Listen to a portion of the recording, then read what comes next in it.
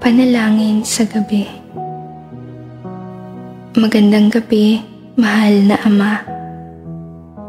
Pagkatapos nitong araw ng paggawa, ngayong gabi ay muli kaming lumalapit sa iyo upang ipahayag ang aming pasasalamat sa iyo. Salamat po sa paggabay mo sa aming buhay araw-araw at pagpapatawad sa aming mga kasalanan sa salita at sa aming mga puso.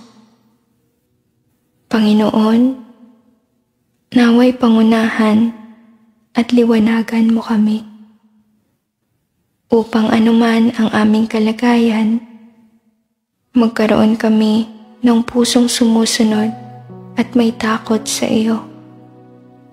Sa gayon, matatanggap namin ang iyong awa at mga pagpapala. Panginoon, naway payagan mo ang bawat isa sa amin na makita ang iyong gawain at patnubay sa amin upang Araw-araw na mga salita ng Diyos. Henesis Kapitulo 19, versikulo 1 hanggang 11. At nagsidating ang dalawang anghel sa Sodoma nang nagtatakip silim, at si Lot ay nakaupo sa pintuang bayan ng Sodoma, at sila'y nakita ni Lot at tumindig siya upang salubungin sila, at iniyukod ang mukha paharap sa lupa at sinabi niya, "Ngayon nga, mga Panginoon ko, ipinamamanhik ko sa inyo na kayo'y magsipasok sa bahay ng inyong lingkod at kayo'y manatili sa buong magdamag at maghugas ng inyong mga paa at magsipagbangon kayo ng madaling araw at magpatuloy sa inyong lakad." At kanilang sinabi, "Hindi, sa lansangan na lamang kami mananahan sa buong magdamag." At kanyang pinakapilit sila, at sila'y nagsipayag at nagsipasok sa kanyang bahay, at sila'y kanyang ipinaghanda ng piging, at ipinagluto ng mga tinapay na walang lebadura, at nagsikain. Datapwat bago sila nagsihiga, ang bahay ay pinalibutan ng mga tao sa bayan, maging ng mga tao sa Sodoma, kapwa bata at matanda, at lahat ng tao sa buong palibot. At kanilang tinawagan si Lot at sinabi sa kanya, "Saan naroon ang mga lalaking dumating sa iyo ng gabing ito? Ilabas mo sila sa amin upang kilalanin namin sila." At nilabas sila ni Lot sa pintuan at isinara ang pinto sa likuran niya. At sinabi niya, "Ipinamamanhik ko sa inyo, mga kapatid ko, na huwag kayong gumawa ng ganyang kasamaan. Narito, ngayon, may 2 akong anak na babae na hindi nakakilala ng lalaki. Ipinamamanhik ko sa inyo na sila'y aking ilalabas sa inyo at gawin ninyo sa kanila ang mabuti sa inyong paningin. Huwag lamang ninyong gawan ng anuman ang mga lalaking ito, yamang sila'y nasa silong ng aking bubungan." At sinabi nila, "Umurong ka." At sinabi pa nila, "Ang taong ito'y naparito upang makipamayan at ibig niyang maging hukom. Ngayon nga'y gagawan ka namin ng lalong masama kaysa kanila." At kanilang ipinagtulakan ang lalaking si Lot at nagsilapit upang sirain ang pintuan. Datapwat iniunat ng mga lalaki ang kanilang kamay at binatak si Lot sa loob ng bahay at kanilang sinarhan ang pintuan.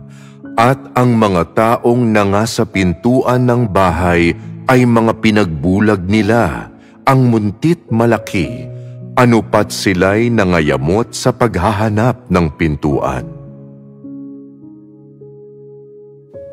Henesis Kapitulo 11, versikulo 24 hanggang 25. Nang magkagayoy, nagpaulan si Jehova sa Sodoma at Gomora ng asupre at apoy mula kay Jehova na buhat sa langit. At ginunaw niya ang mga bayang yaon, at ang buong kapatagan at ang lahat ng nananahan sa mga bayang yaon, at ang tumutubo sa lupang yaon. Mula sa mga siping ito, hindi mahirap makita na ang kasamaan at katiwalian ng Sodoma ay umabot na sa antas na kamuhi-muhi kapwa sa tao at sa Diyos, at na sa mga mata ng Diyos nararapat lamang nawasakin ang lungsod. Ngunit ano ang nangyari sa loob ng lungsod bago ito nawasak? Anong inspirasyon ang maaaring makuha ng mga tao mula sa mga pangyayaring ito? Anong tungkol sa disposisyon ng Diyos ang ipinapakita sa mga tao ng kanyang saloobin sa mga pangyayaring ito? Upang maunawaan ang buong kwento, basahin nating mabuti ang nakatala sa kasulatan. Katiwalian ng Sodoma, ikinagagalit ng tao, ikinapopoot ng Diyos. Nang gabing iyon, tinanggap ni Lot ang 2 sugo mula sa Diyos at ipinaghanda sila ng maraming makakain. Pagkatapos maghapunan, bago sila mahiga, pinalibutan ng mga tao mula sa buong lungsod ang tirahan ni Lot at tinawag ng pasigaw si Lot. Nakatala sa kasulatan na sinabi nilang, "Saan naroon ang mga lalaking dumating sa iyo ng gabing ito? Ilabas mo sila sa amin upang kilalanin namin sila." Sino ang nagsabi ng mga salitang ito? Kanino nila sinabi ang mga ito? Ito ang sinabi ng mga mamamayan ng Sodoma na isinigaw sa labas ng bahay ni Lot upang marinig ni Lot. Ano kaya ang pakiramdam kapag naririnig ang ganitong mga salita? Nagagalit ka ba? Nakasusuya ba ang mga salitang ito para sa iyo? Nag-iinit ba ang dugo mo sa poot? Hindi ba umaalingasaw si Satanas sa mga salitang ito? Sa pamamagitan ng mga ito, nararamdaman mo ba ang kasamaan at kadiliman sa lungsod na ito? Sa kanilang mga salita, nararamdaman mo ba ang kalupitan at kabangisan sa pag-uugali ng mga taong ito? Nararamdaman mo ba sa kanilang ikinikilos ang lalim ng kanilang katiwalian?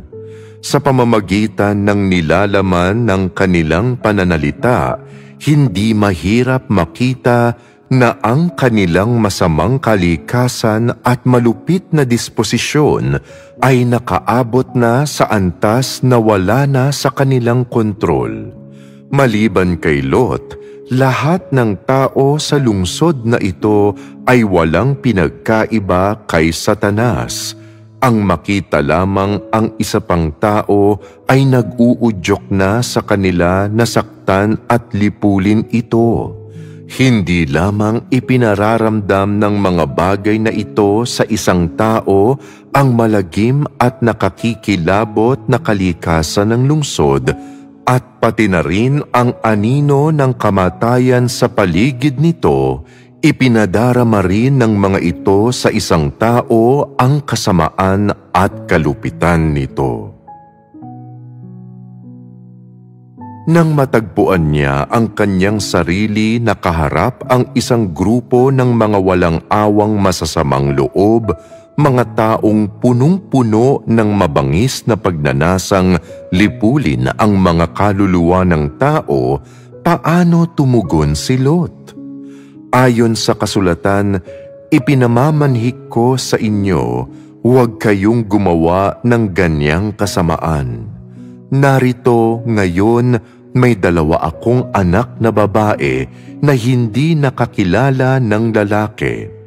Ipinamamanhik ko sa inyo na sila'y aking ilalabas sa inyo at gawin ninyo sa kanila ang mabuti sa inyong paningin. Huwag lamang ninyong gawan ng anuman ang mga lalaking ito, yamang sila'y nangasasilong ng aking bubungan. Ito ang ibig sabihin ni Lot sa kanyang mga salitang binitiwan. Handa siyang ibigay ang kanyang 2 anak na babae sa mga tao upang pangalagaan ang mga sugo. Batay sa anumang makatwirang kalkulasyon, dapat sana'y pumayag na ang mga taong ito sa mga kondisyon ni Lot at nilubayan na ang 2 sugo, lalo pangat hindi naman nila kilala ang mga ito, mga taong walang kinalaman sa kanila at hindi kailanman nakasira ng kanilang interes. Ngunit dahil sa udyok ng kanilang masamang kalikasan, hindi nila nilubayan ang bagay na ito. Sa halip, mas nagpunyagi pa sila. Dito, ang isa pa sa kanilang mga pagpapalitan ay tiyak na higit na makapagbibigay linaw sa mga tao tungkol sa tunay at malupit na kalikasan ng mga taong ito, habang tinutulutan din ito ang mga tao na maunawaan at maintindihan ang dahilan kung bakit ninais ng Diyos na wasakin ang lungsod na ito. Kaya ano ang sumunod nilang sinabi? Ang sabi sa Biblia, umurong ka, at sinabi pa nila, ang taong ito'y naparito upang makipamayan at ibig niyang maging hukom. Ngayon nga'y gagawan ka namin ng lalong masama kaysa kanila. At kanilang ipinagtulakan ang lalaking si Lot at nagsilapit upang sirain ang pintuan. Bakit ninais nilang sirain ang pinto ni Lot? Ang dahilan ay nasasabik na silang saktan ang 2 sugong iyon. Ano ang nagdala sa mga sugong ito sa Sodoma? Ang layunin nila sa pagpunta roon ay sagipin si Lot at ang kanyang pamilya, ngunit nagkamali ang mga tagalungsod sa pag-aakalang dumating ang mga ito upang gumanap ng mga opisyal na tungkulin. Nang hindi tinatanong ang pakay ng mga sugo, ibinatay ng mga tao ang kanilang pagnanasang pagmalupitan ang 2 sugong ito sa haka-haka lamang. Ninais nilang saktan ang 2 tao na wala namang kinalaman sa kanila. Maliwanag na nawala na ng lubusan ng mga mamamayan ng lungsod na ito ang kanilang pagkatao at katwiran. Ang antas ng kanilang kabaliwan at kabangisan ay wala nang ipinagkaiba sa malupit na kalikasan ni Satanas na nananakit at lumilipol sa mga tao. Nang igiit nila kay Lot na ibigay ang mga taong ito, ano ang ginawa ni Lot?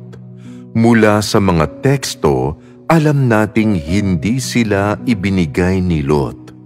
Kilala ba ni Lot ang 2 sugong ito ng Diyos? Siyempre hindi.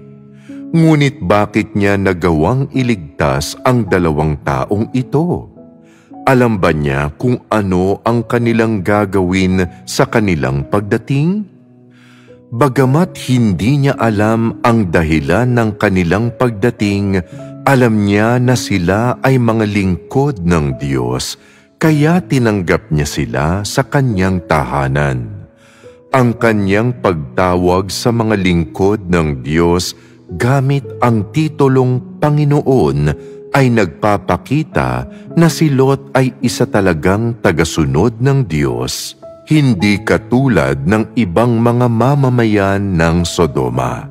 Sa makatuwid, nang dumating sa kanya ang mga sugo ng Diyos, inilagay niya sa panganib ang kanyang sariling buhay upang tanggapin ang 2 lingkod na ito sa kanyang bahay. At bilang karagdagan, inialok din niya ang kanyang 2 anak na babae bilang kapalit upang pangalagaan ang 2 lingkod na ito. Ito ang matuwid na gawa ni Lot. Isa itong konkretong pagpapahayag ng kalikasan at diwa ni Lot, at ito rin ang dahilan kung kaya't isinugo ng Diyos ang kanyang mga lingkod upang iligtas si Lot. Nang maharap sa panganib, iningatan ni Lot ang 2 lingkod na ito nang walang pagsasaalang-alang sa anupaman. Tinangkapan niyang ipagpalit ang kanyang 2 anak na babae para sa kaligtasan ng mga lingkod. Bukod kay Lot, mayroon pa kayang ibang tao sa lungsod na gagawa ng ganito? Tulad ng pinatunayan ng mga pangyayari, wala na. Sa makatuwid, hindi na kailangang sabihin pa na ang bawat isa sa loob ng Sodoma maliban kay Lot ay puntirya ng pagkawasak at tama naman. Dapat lang sa kanila iyon. Araw-araw na mga salita ng Diyos. Henesis Kapitulo 11, versikulo 1 hanggang 11.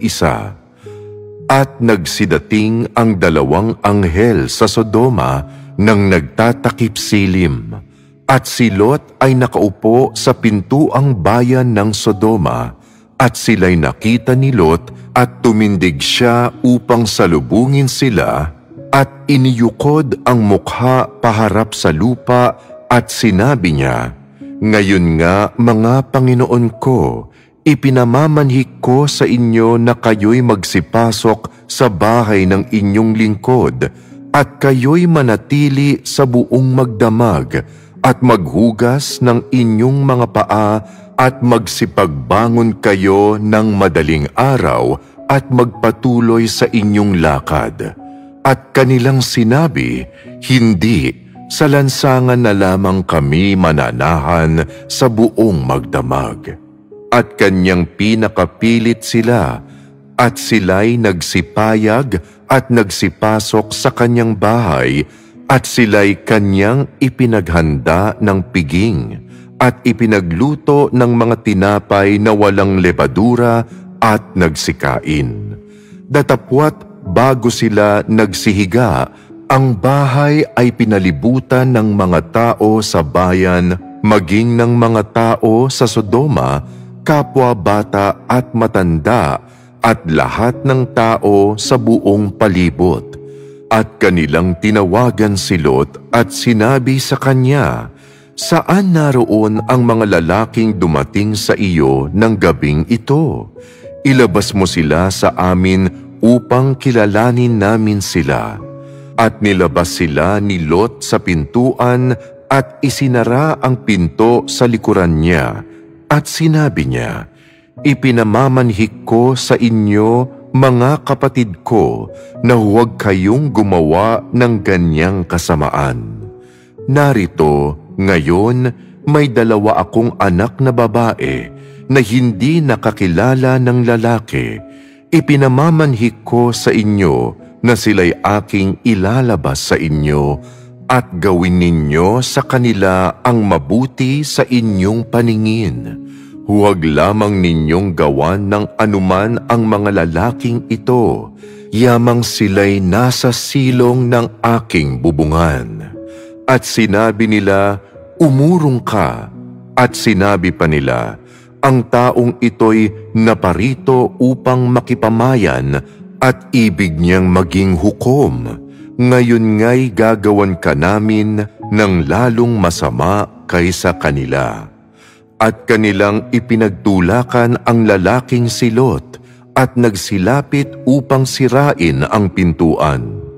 Datapwat iniunat ng mga lalaki ang kanilang kamay at binatak si Lot sa loob ng bahay at kanilang sinarhan ang pintuan. At ang mga taong nangasa pintuan ng bahay ay mga pinagbulag nila, ang muntit malaki, anupat sila'y nangayamot sa paghahanap ng pintuan. Henesis Kapitulo 19, versikulo 24 hanggang 25. Nang magkagayoy, nagpaulan si Jehova sa Sodoma at Gomora ng asupre at apoy mula kay Jehova na buhat sa langit. At ginunaw niya ang mga bayang yaon, at ang buong kapatagan at ang lahat ng nananahan sa mga bayang yaon, at ang tumutubo sa lupang yaon. Lubusang winasak ang Sodoma dahil sa pagkakapuno sa puot ng Diyos. Nang makita ng mga taga-Sodoma ang dalawang lingkod na ito, hindi nila itinanong kung ano ang kanilang dahilan sa pagdating, ni may isa man lang na nagtanong kung dumating ba sila upang ipalaganap ang kalooban ng Diyos.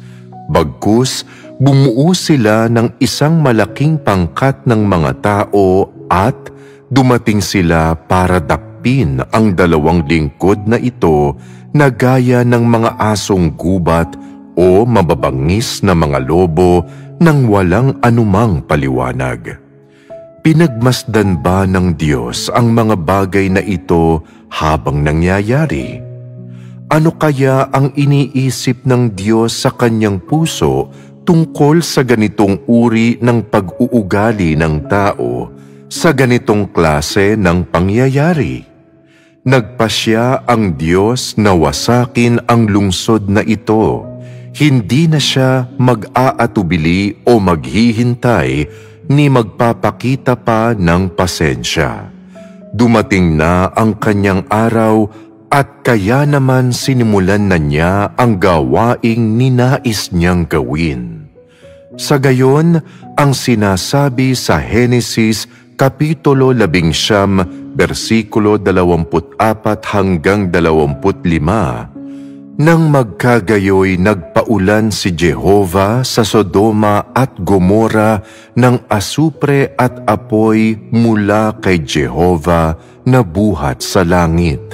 At ginunaw niya ang mga bayang yaon, at ang buong kapatagan at ang lahat ng nananahan sa mga bayang yaon, at ang tumutubo sa lupang yaon. Sinasabi ng dalawang bersikulong ito ang paraan kung paano winasak ng Diyos ang lungsod na ito, pati na rin kung ano ang winasak ng Diyos. Una, isinasalaysay ng Biblia na sinunog ng Diyos ang lungsod sa pamamagitan ng apoy, at ang lawak ng apoy na ito ay sapat na upang malipol ang lahat ng tao at lahat ng nabubuhay sa lupa. Ibig sabihin, hindi lamang winasak ng apoy na nagmula sa langit ang lungsod. Winasak din nito ang lahat ng tao at lahat ng nabubuhay na bagay sa loob nito hanggang sa wala nang natira ni isang bakas. Pagkatapos mawasak ang lungsod, naiwan ang lupang walang anumang bagay na nabubuhay. Wala nang buhay ni anumang palatandaan nito. Ang lungsod ay naging kaparangan, isang lugar na walang laman na napupuno ng nakabibinging katahimikan. Wala nang magagawang anumang masasamang gawa laban sa Diyos sa lugar na ito, wala nang patayan o pagdanak ng dugo. Bakit ninais ng Diyos na sunugin ang lungsod na ito ng lubusan? Ano ang nakikita ninyo rito? Matitiis bang panoorin ng Diyos ang sangkatauhan at ang kalikasan na kanyang mga sariling nilikha na mawasak ng ganito? Kung maunawaan mo ang galit ng Diyos na si Jehovah mula sa apoy na pinaulan mula sa langit, hindi mahirap makita kung gaano katindi ang kanyang puot mula sa layo ng kanyang pagwasak at sa tindi ng pagkawasak ng lungsod na ito. Kapag kinamumuhian ng Diyos ang isang lungsod, ibibigay niya rito ang kanyang kaparusahan. Kapag nasusuklam ang Diyos sa isang lungsod, padadalhan niya ito ng paulit-ulit na babala upang ipabatid sa mga tao ang kanyang galit. Ngunit kapag nagpasya ang Diyos na wakasan na at wasakin ang isang lungsod, iyon ay kapag napuno na ang kanyang puot at pagiging maharlika, hindi na siya magbibigay pa ng anumang mga kaparusahan o mga babala. Sa halip, tuluyan na niya itong wawasakin. Lubusan na niya itong paglalahuin. Ito ang matuwid na disposisyon ng Diyos.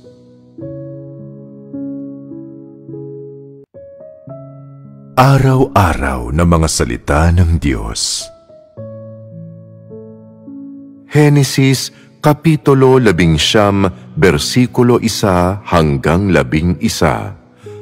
At nagsidating ang dalawang anghel sa Sodoma nang nagtatakip silim, at si Lot ay nakaupo sa pintuang bayan ng Sodoma, at sila'y nakita ni Lot at tumindig siya upang salubungin sila, at iniyukod ang mukha paharap sa lupa at sinabi niya, "Ngayon nga, mga Panginoon ko, ipinamamanhik ko sa inyo na kayo'y magsipasok sa bahay ng inyong lingkod at kayo'y manatili sa buong magdamag at maghugas ng inyong mga paa at magsipagbangon kayo ng madaling araw at magpatuloy sa inyong lakad."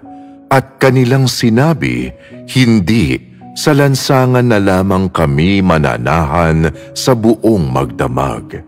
At kanyang pinakapilit sila, at sila'y nagsipayag at nagsipasok sa kanyang bahay, at sila'y kanyang ipinaghanda ng piging, at ipinagluto ng mga tinapay na walang lebadura at nagsikain. Datapwat bago sila nagsihiga, ang bahay ay pinalibutan ng mga tao sa bayan, maging ng mga tao sa Sodoma, kapwa bata at matanda, at lahat ng tao sa buong palibot. At kanilang tinawagan si Lot at sinabi sa kanya, "Saan naroon ang mga lalaking dumating sa iyo ng gabing ito? Ilabas mo sila sa amin upang kilalanin namin sila." At nilabas sila ni Lot sa pintuan at isinara ang pinto sa likuran niya. At sinabi niya, "Ipinamamanhik ko sa inyo, mga kapatid ko, na huwag kayong gumawa ng ganyang kasamaan. Narito, ngayon, may dalawa akong anak na babae na hindi nakakilala ng lalaki. Ipinamamanhik ko sa inyo na sila'y aking ilalabas sa inyo at gawin ninyo sa kanila ang mabuti sa inyong paningin. Huwag lamang ninyong gawan ng anuman ang mga lalaking ito, yamang sila'y nasa silong ng aking bubungan." At sinabi nila, "Umurong ka." At sinabi pa nila, "Ang taong ito'y naparito upang makipamayan at ibig niyang maging hukom.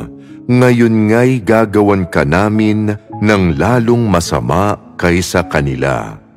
At kanilang ipinagtulakan ang lalaking si Lot, at nagsilapit upang sirain ang pintuan. Datapwat iniunat ng mga lalaki ang kanilang kamay at binatak si Lot sa loob ng bahay at kanilang sinarhan ang pintuan. At ang mga taong nangasa pintuan ng bahay ay mga pinagbulag nila, ang muntit malaki, anupat sila'y nangayamot sa paghahanap ng pintuan. Henesis Kapitulo 19, versikulo 24 hanggang 25. Nang magkagayoy, nagpaulan si Jehova sa Sodoma at Gomora ng asupre at apoy mula kay Jehova na buhat sa langit. At ginunaw niya ang mga bayang yaon, at ang buong kapatagan at ang lahat ng nananahan sa mga bayang yaon, at ang tumutubo sa lupang yaon.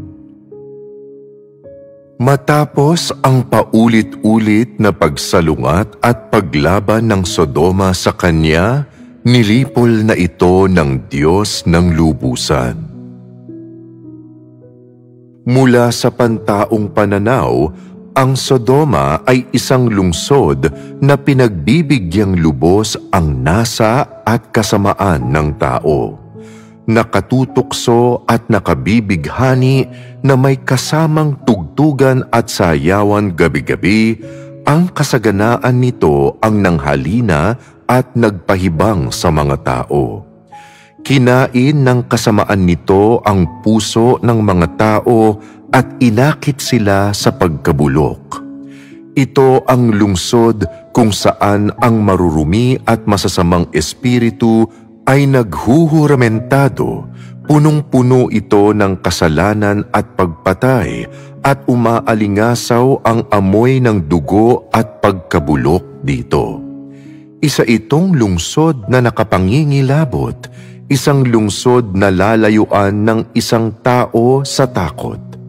Wala ni isa sa lungsod na ito, mapalalaki man o babae, bata man o matanda, ang naghanap ng tunay na daan. Walang naghangad sa liwanag o nag-asam na lumayo sa kasalanan. Namuhay sila sa ilalim ng kontrol ni Satanas, sa ilalim ng kanyang katiwalian at panlilinlang. Nawala nila ang kanilang pagiging tao, nawala nila ang kanilang katinuan, at nawala nila ang orihinal na layunin ng tao sa pag-iral. Nakagawa sila ng hindi mabilang na masasamang gawa ng paglaban sa Diyos. Tinanggihan nila ang kanyang paggabay at sinalungat ang kanyang kalooban. Ang kanilang masasamang gawa ang unti-unting nagtulak sa mga taong ito sa buong lungsod at sa bawat nabubuhay rito sa landas ng pagkawasak. Bagaman hindi nakatala sa dalawang siping ito ang mga detalye tungkol sa lawak ng katiwalian ng mga mamamayan ng Sodoma, at sa halip ay itinala ang kanilang pakikitungo sa dalawang lingkod ng Diyos. Matapos ng pagdating ng mga ito sa lungsod, may isang simpleng katunayan na nagbubunyag ng lawak ng pagkatiwali, kasamaan at paglaban sa Diyos ng mga taga-Sodoma. Dahil dito, ang tunay na mukha at diwa ng mga mamamayan ng lungsod ay nalantad din. Hindi lamang tumanggi ang mga taong ito na tanggapin ang mga babala ng Diyos, hindi rin sila natakot sa kanyang kaparusahan. Sa kabaligtaran, hinamak nila ang galit ng Diyos. Walang taros na nilabanan nila ang Diyos. Anuman ang gawin niya o kung paano man niya iyon ginawa, lalo lamang lumala ang kanilang masamang kalikasan at paulit-ulit nilang nilabanan ang Diyos. Ang mga taga-Sodoma ay galit sa pag-iral ng Diyos sa kanyang pagdating, sa kanyang kaparusahan, at lalo na sa kanyang mga babala. Masyado silang naging mapagmataas. Sinisila at pinipinsala nila ang lahat ng taong maaaring silain at pinsalain, at gayon din ang kanilang naging pagtrato sa mga lingkod ng Diyos. Tungkol naman sa lahat ng masasamang gawa na ginawa ng mga taga-Sodoma, ang pagpinsala sa mga lingkod ng Diyos ay maliit na bahagi lamang, at ang kanilang masamang kalikasan na nabunyag nito ay katumbas lamang ng isang maliit na patak sa malawak na dagat. Sa makatuwid, pinili ng Diyos na wasakin sila sa pamamagitan ng apoy. Hindi gumamit ang Diyos ng baha, ni hindi siya gumamit ng bagyo, lindol, tsunami o iba pang paraan upang wasakin ang lungsod. Ano ang ipinahihiwatig ng paggamit ng Diyos ng apoy upang wasakin ang lungsod na ito? Ang ibig sabihin nito ay ang ganap na pagkawasak ng lungsod. Ang ibig sabihin nito ay ganap na naglaho ang lungsod sa ibabaw ng lupa at mula sa pag-iral nito. Dito, ang pagkawasak ay hindi lamang tumutukoy sa paglalaho ng forma at istruktura o panlabas na anyo ng lungsod. Nangangahulugan din ito na ang mga kaluluwa ng mga taong nasa loob ng lungsod ay tumigil sa pag-iral at lubos nang nalipol. Sa madaling sabi, lahat ng tao, mga pangyayari at mga bagay na nakaugnay sa lungsod ay nawasak na. Wala nang kasunod na buhay o reinkarnasyon para sa kanila.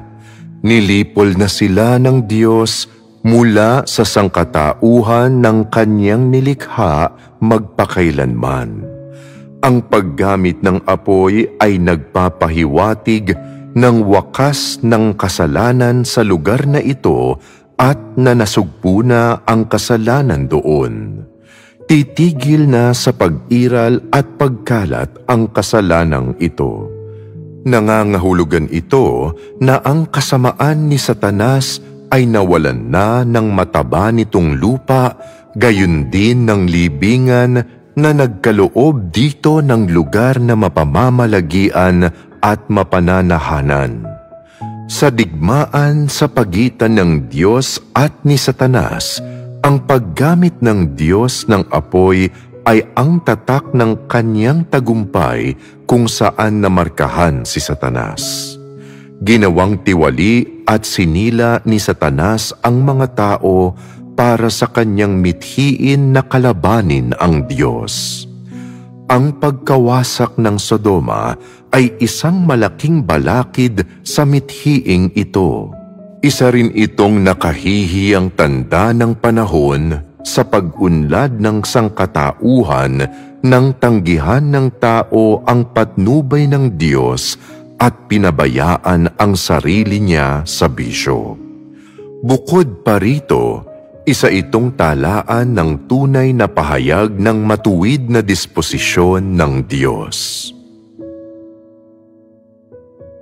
Nang tinupok ng apoy na ipinadala ng Diyos mula sa langit ang Sodoma hanggang sa maging abo na lamang ito, nangahulugan ito na ang lungsod na tinatawag na Sodoma ay tumigil na sa pag-iral. Gayon din ang lahat ng naroon sa loob ng lungsod. Winasak ito ng galit ng Diyos. Naglaho ito sa poot at pagiging maharlika ng Diyos. Dahil sa matuwid na disposisyon ng Diyos, tinanggap ng Sodoma ang makatarungang kaparusahan at makatwirang katapusan nito. Ang katapusan ng pag-iral ng Sodoma ay dahil sa kasamaan nito at dahil din ito sa pagnanais ng Diyos na hindi na kailanman muling makita ang lungsod na ito maging ang mga taong nabuhay rito o anumang may buhay na nabuhay sa loob ng lungsod. Ang pagnanais ng Diyos na hindi na kailanman muling makita ang lungsod na ito ay dahil sa kanyang puot, gayon din sa kanyang pagiging maharlika. Sinunog ng Diyos ang lungsod dahil ang kasamaan at kasalanan nito ay nakapagpagalit, nakapagpasuya at nakapagpasuklam sa kanya rito. Dahil din sa mga ito, ninais niya na hindi na muling makita pa ito o maging ang sinuman sa mga tao o bagay na nabubuhay sa loob nito kahit kailan. Nang matupok ng apoy ang lungsod at mga abo na lamang ang naiwan, tumigil na nga ito sa pag-iral sa mga mata ng Diyos, maging ang alaala niya nito ay nawala, nabura. Nangangahulugan ito na ang winasak ng ipinadalang apoy mula sa langit ay hindi lamang ang buong lungsod ng Sodoma o ang mga tao sa loob nito na napupuno ng kasalanan lamang, ni hindi rin ang lahat ng bagay sa loob ng lungsod na nabahiran ng kasalanan. Higit pa sa mga bagay na ito, winasak ng apoy na ito ang mga alaala ng kasamaan at paglaban sa Diyos ng sangkatauhan. Ito ang layunin ng Diyos sa pagsunog sa buong lungsod. Ang sangkatauhan ay naging tiwali ng sukdulan. Hindi nila kilala kung sino ang Diyos o kung saan sila mismo nagmula. Kapag binanggit mo ang Diyos sa kanila, sila ay mang-aatake, maninirang puri at manlalapastangan. Kahit na dumating ang mga lingkod ng Diyos upang ipalaganap ang kanyang babala, hindi lamang nagpakita ng kawalan ng mga tanda ng pagsisisi ang mga tiwaling taong ito at hindi iniwan ang kanilang masamang asal, bagkus walang pakundangan nilang sinaktan ang mga lingkod ng Diyos. Ang kanilang ipinahayag at ibinunyag ay ang kanilang kalikasan at diwa ng masidhing pagkapuot sa Diyos. Makikita natin na ang paglaban ng mga tiwaling taong ito sa Diyos ay higit pa sa isang pagbubunyag ng kanilang tiwaling disposisyon, gaya ng pagiging higit pa nito sa isang pagkakataon ng paninirang puri o panunuya na umusbong lamang mula sa kakulangan ng pag-unawa sa katotohanan. Hindi ang kahangalan ni kamangmangan ang nagdulot ng kanilang masamang pag-uugali. Hindi ito dahil sa sila ay nalinlang at tiyak na hindi ito dahil sa sila ay napaniwala sa mali. Ang kanilang pag-uugali ay nakaabot na sa antas ng pagkagarapal at walang pakundangang paglaban, pagsalungat at pagtutol sa Diyos. Walang dudang ang ganitong uri ng pag-uugali ng tao ay makapagpapagalit sa Diyos at makapagpapagalit sa kanyang disposisyon, isang disposisyon na hindi dapat malabag. Sa makatuwid, tuwiran at lantarang pinakawalan ng Diyos ang kanyang puot at ang kanyang pagiging maharlika. Isa itong tunay na paghahayag ng kanyang matuwid na disposisyon.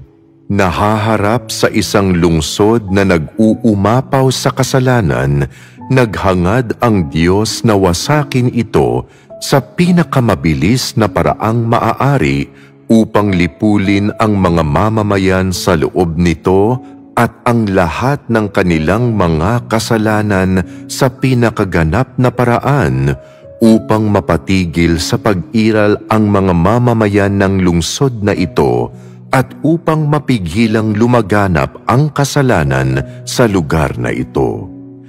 Ang pinakamabilis at pinakaganap na paraan ng pagsasagawa nito ay ang tupukin ito ng apoy. Ang ginawa ng Diyos sa mga taga-Sodoma ay hindi pagpapabaya o pagsasawalang bahala.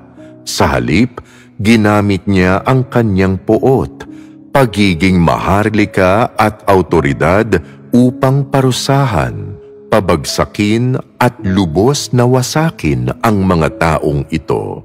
Ang kanyang naging pagtrato sa kanila ay hindi lamang pisikal na pagwasak, kundi pagwasak din ng kaluluwa, isang walang hanggang pagkapuksa. Ito ang tunay na ipinahihiwatig ng pakahulugan ng Diyos sa tumigil sa pag-iral.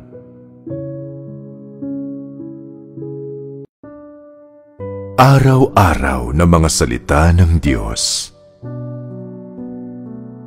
Bagaman nakatago at nakalihim ang puot ng Diyos sa tao, hindi nito kinukonsinti ang pagkakasala.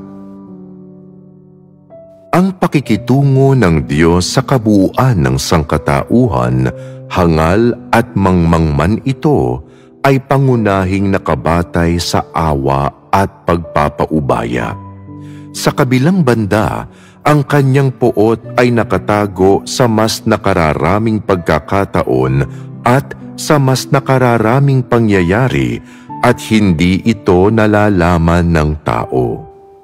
Bilang resulta, mahirap para sa tao na makitang inilalabas ng Diyos ang kanyang puot at mahirap ding maunawaan ang kanyang puot. Dahil dito, minamaliit ng tao ang puot ng Diyos. Kapag humaharap na ang tao sa huling gawain at hakbang ng pagpapaubaya at pagpapatawad sa tao ng Diyos, iyan ay kapag ang huling pagkakataon para sa awa ng Diyos at ang huling babala niya ay dumapo sa sangkatauhan, kung gagamitin pa rin ng mga tao ang parehong mga paraan upang salungatin ang Diyos at hindi gumawa ng kahit anong pagsisikap upang magsisi, ayusin ang kanilang mga pag-uugali at tanggapin ang kanyang awa, hindi na ipagkakaloob ng Diyos ang kanyang pagpapaubaya at pasensya sa kanila. Bagkus, babawiin ng Diyos ang kanyang awa sa panahong ito. Kasunod nito, ipadadala na lamang niya ang kanyang puot. Maaari niyang ipahayag ang kanyang puot sa iba't ibang mga paraan, gaya ng kung paanong nakagagamit siya ng iba't ibang mga pamamaraan upang parusahan at wasakin ang mga tao.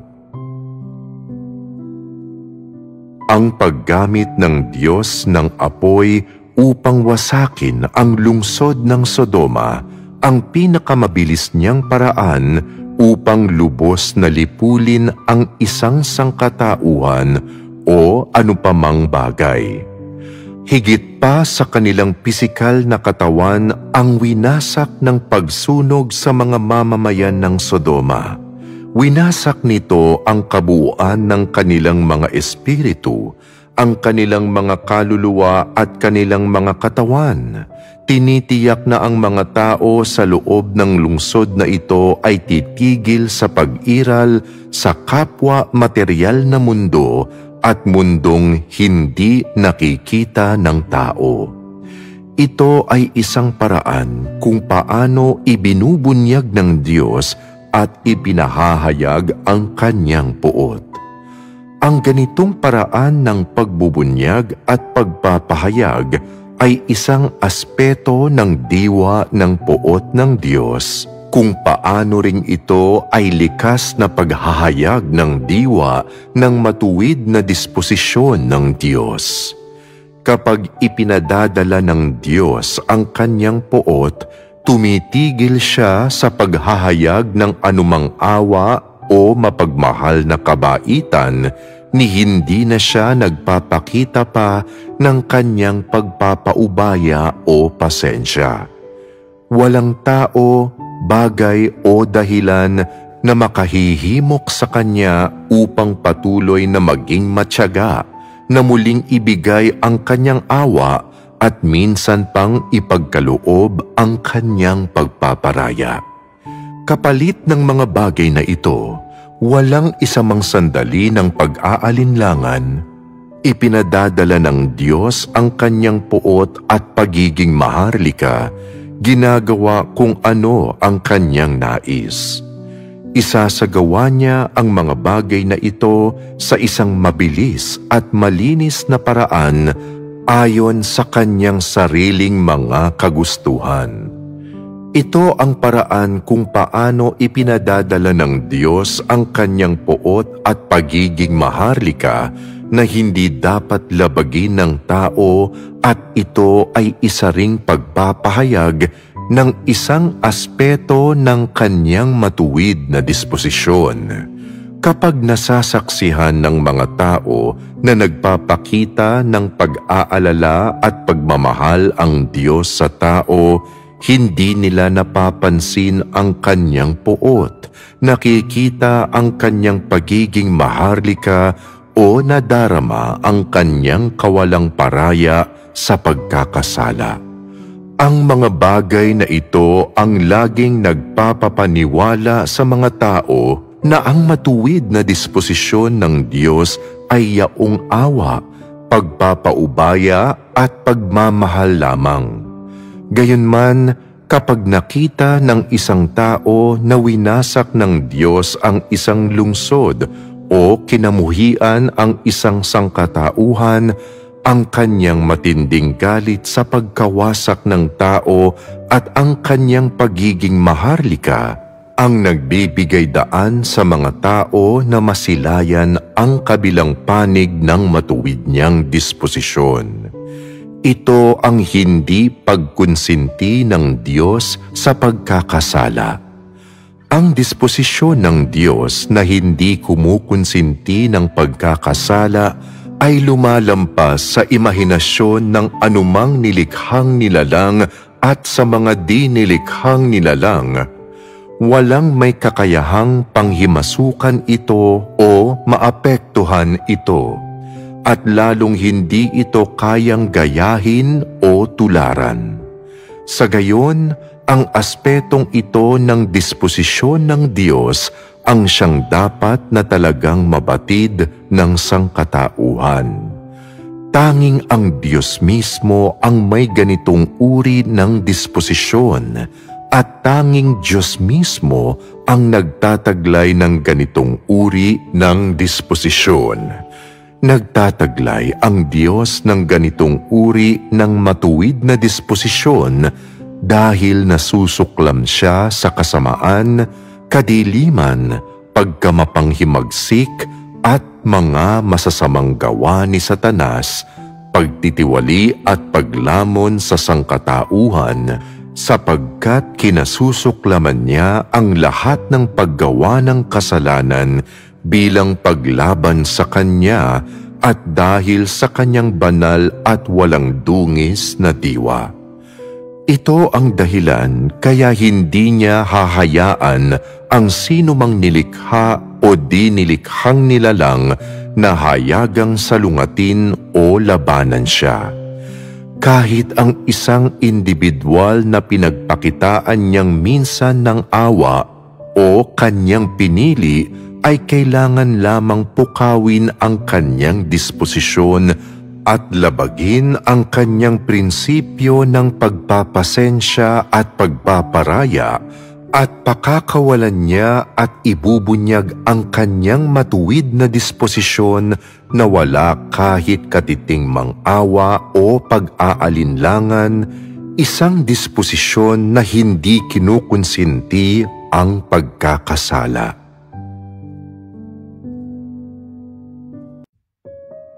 Araw-araw na mga salita ng Diyos. Henesis Kapitulo 19, versikulo 1 hanggang 11. At nagsidating ang dalawang anghel sa Sodoma nang nagtatakip silim, at si Lot ay nakaupo sa pintuang bayan ng Sodoma, at sila'y nakita ni Lot at tumindig siya upang salubungin sila, at iniyukod ang mukha paharap sa lupa at sinabi niya, "Ngayon nga, mga Panginoon ko, ipinamamanhik ko sa inyo na kayo'y magsipasok sa bahay ng inyong lingkod at kayo'y manatili sa buong magdamag at maghugas ng inyong mga paa at magsipagbangon kayo ng madaling araw at magpatuloy sa inyong lakad." At kanilang sinabi, "Hindi, sa lansangan na lamang kami mananahan sa buong magdamag."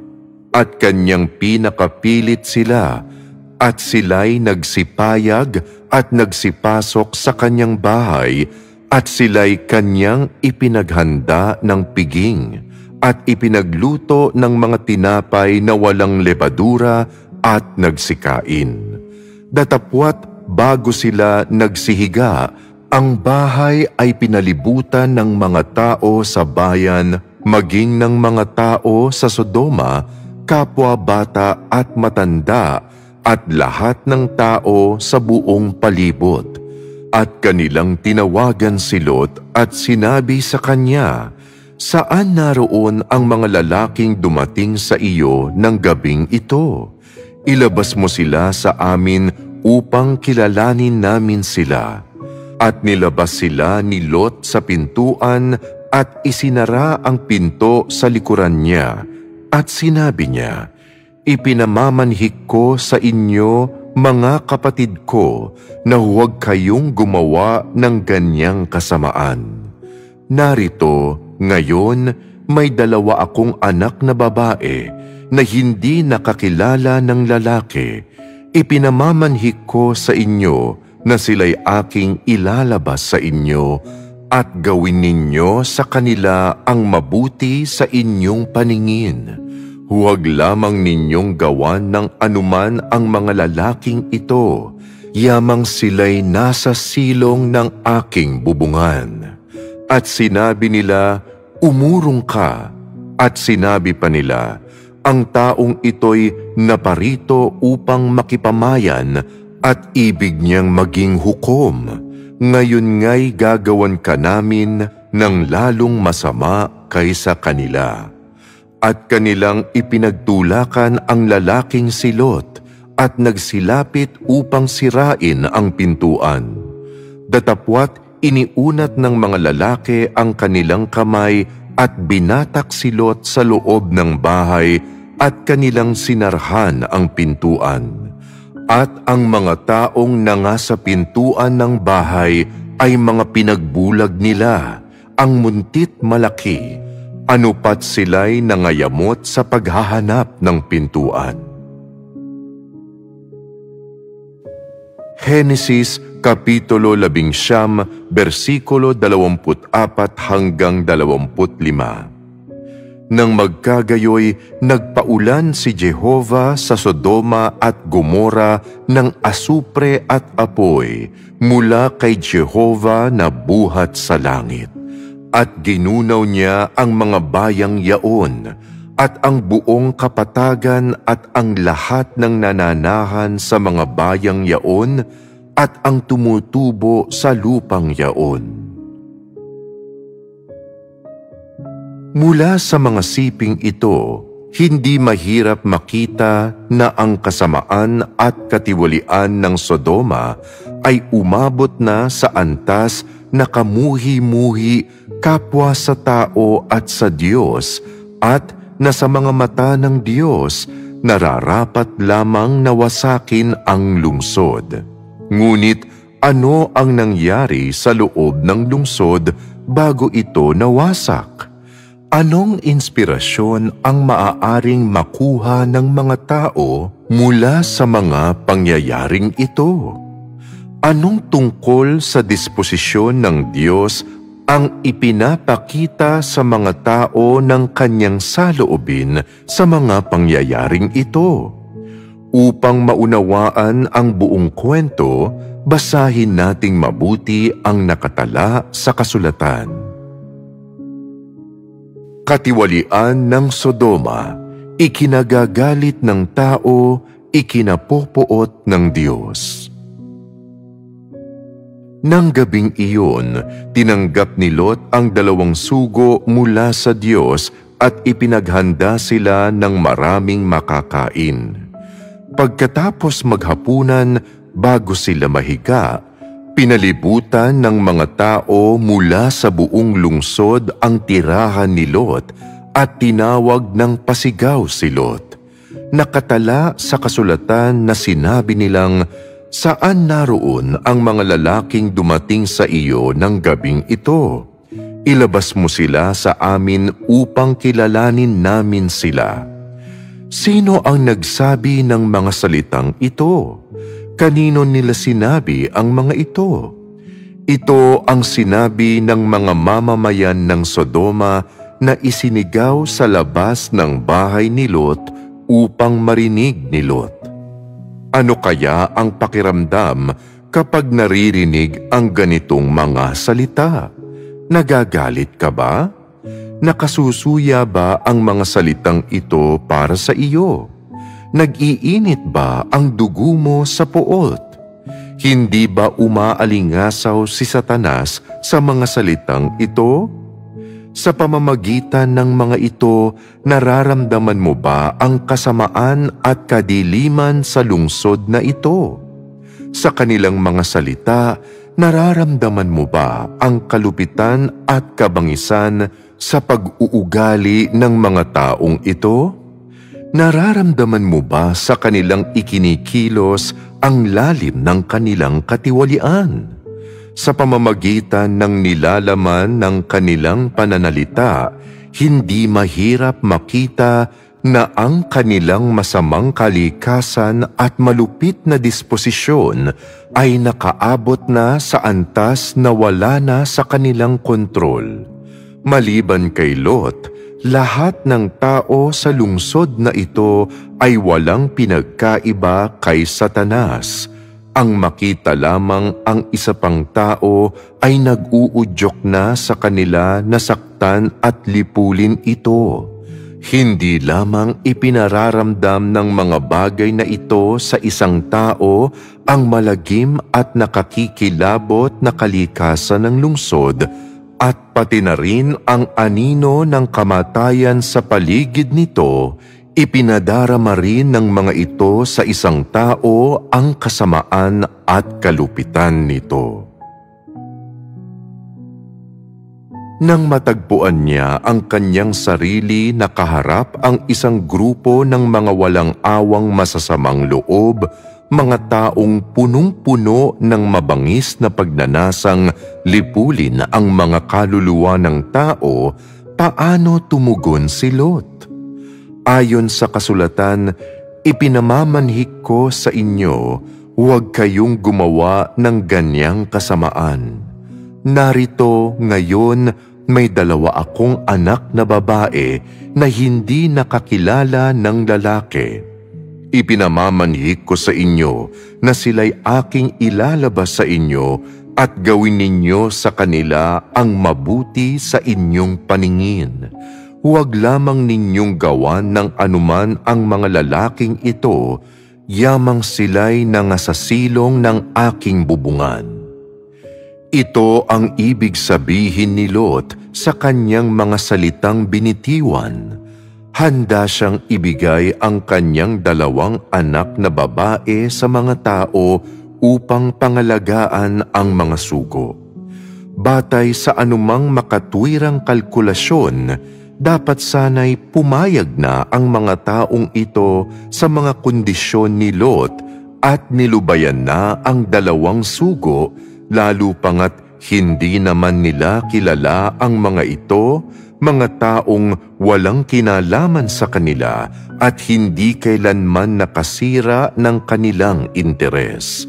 Ngunit dahil sa udyok ng kanilang masamang kalikasan, hindi nila nilubayan ang bagay na ito. Sa halip, mas nagpunyagi pa sila.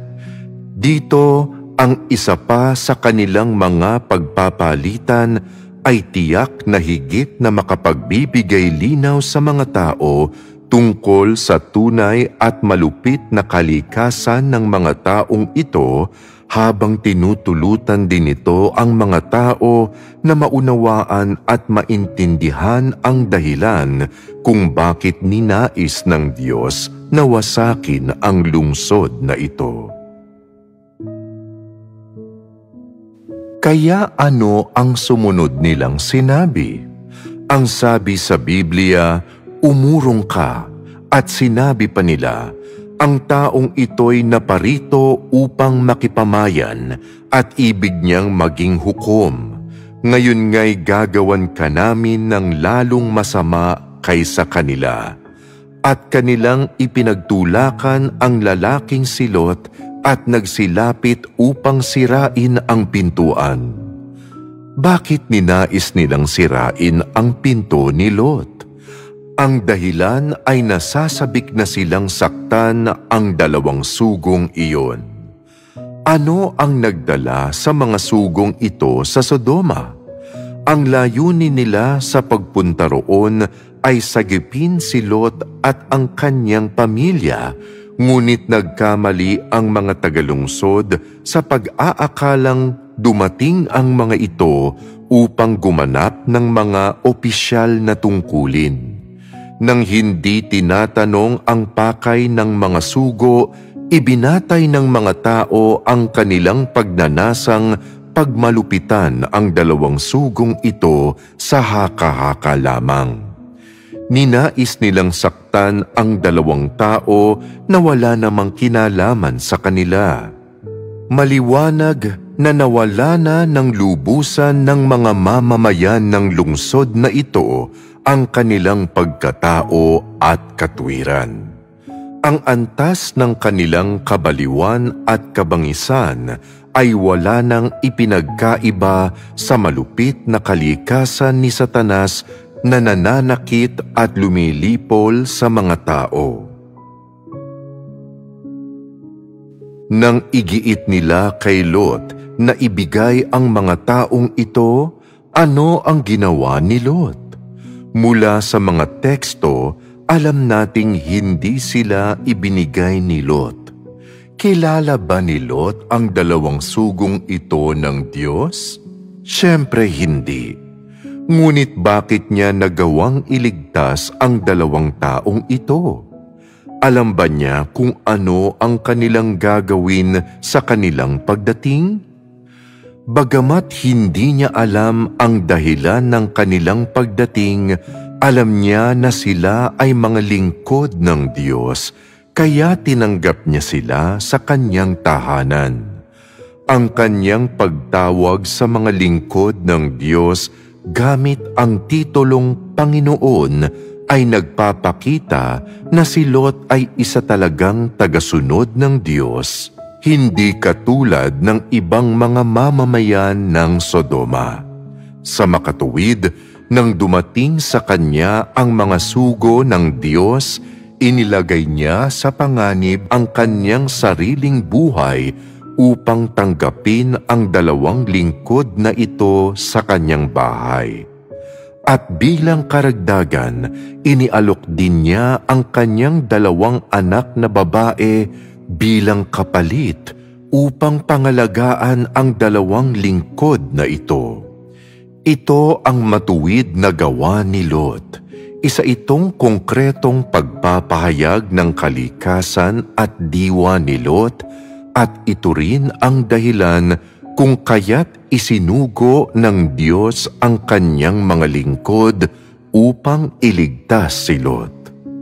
Nang maharap sa panganib, iningatan ni Lot ang dalawang lingkod na ito nang walang pagsasaalang-alang sa anupaman.